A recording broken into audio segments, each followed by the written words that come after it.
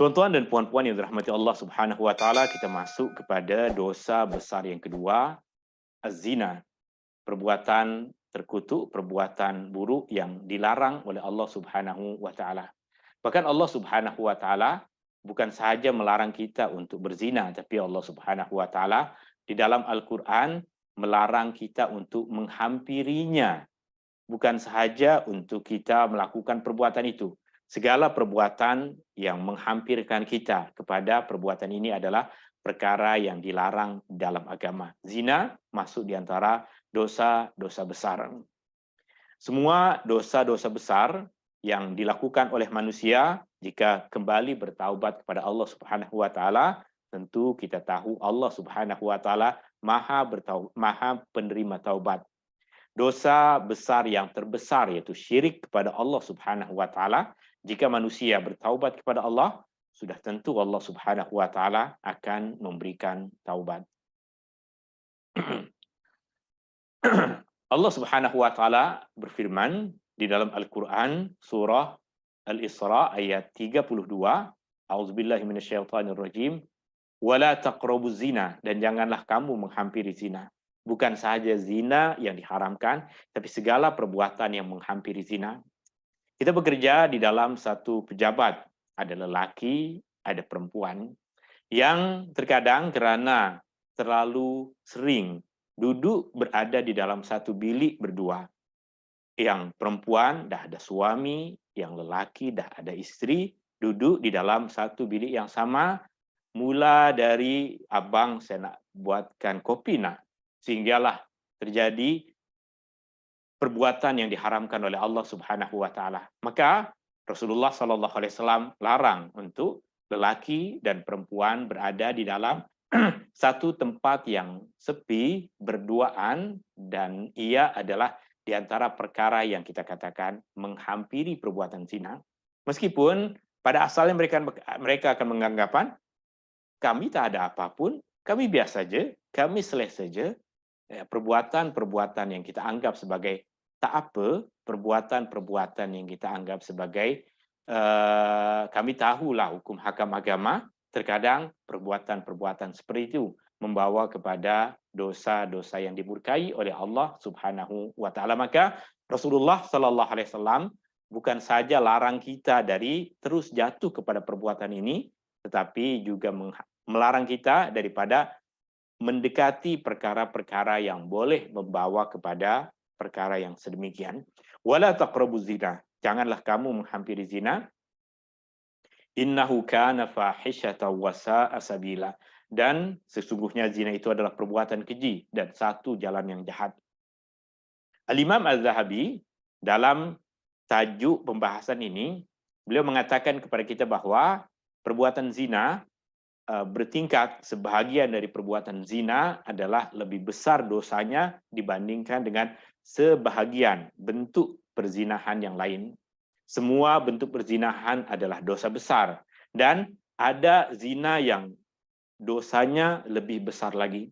Di antara bentuk perzinahan yang dosanya disifatkan sebagai lebih besar dibandingkan zina yang biasa adalah seperti dalam satu hadis yang dikongsikan oleh Imam Az-Zahabi, orang yang berzina dengan istri jiran, orang yang berzina dengan istri jiran, ia dosanya lebih besar dibandingkan dengan dosa yang lain.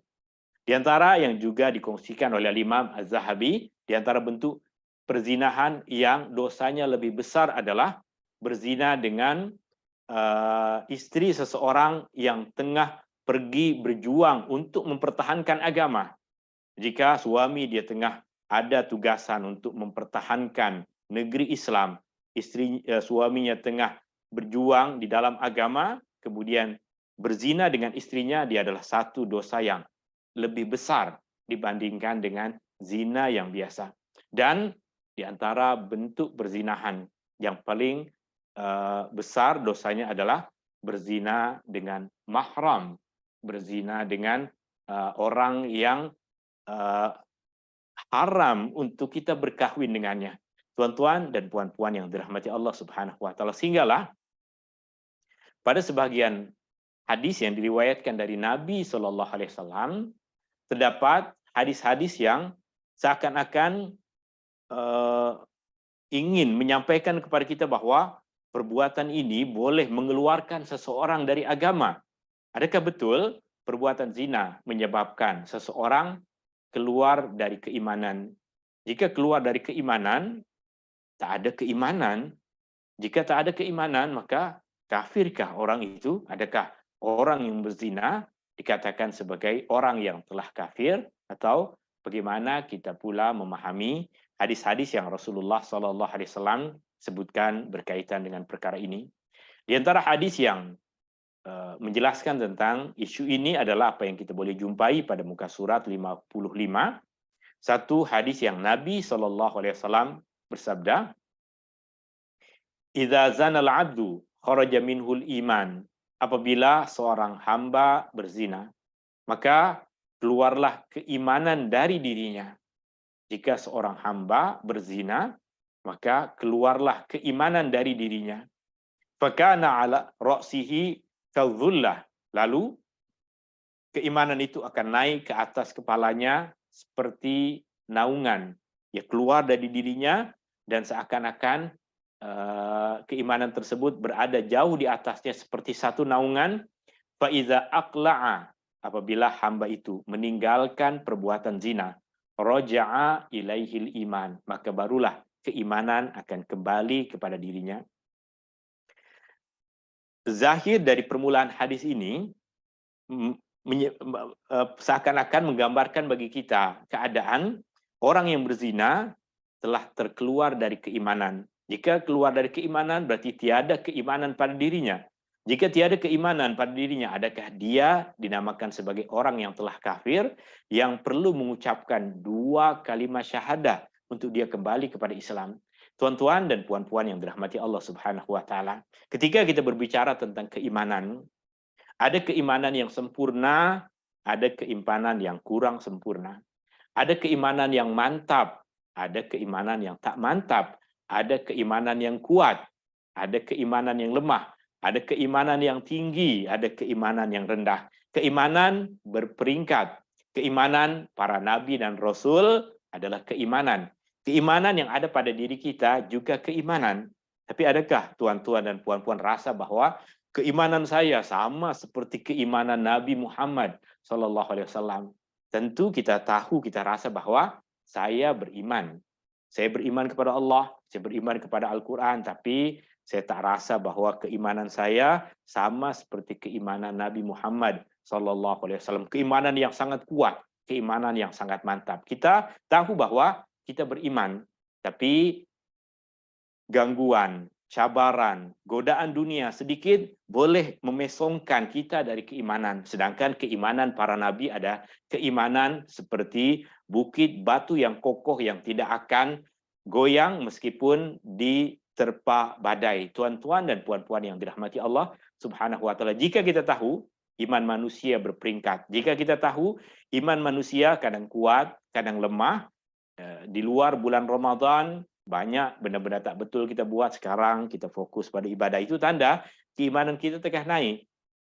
Itu tanda dulu keimanan kita tengah rendah. Makna naik dan turun keimanan tak mesti menyebabkan seseorang dikatakan sebagai kafir. Demikian juga orang yang melakukan dosa besar.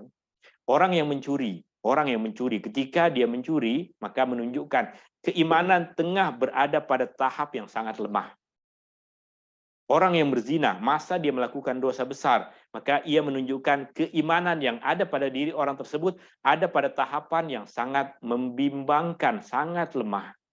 Bukan bermaksud dia kafir karena melakukan dosa itu, tapi ia menunjukkan kepada kita seperti yang ada dalam ayat ini, keimanan itu bagaikan bayang-bayang yang jika dia dah berhenti dari dosa besar itu, keimanan akan kembali kepada dirinya.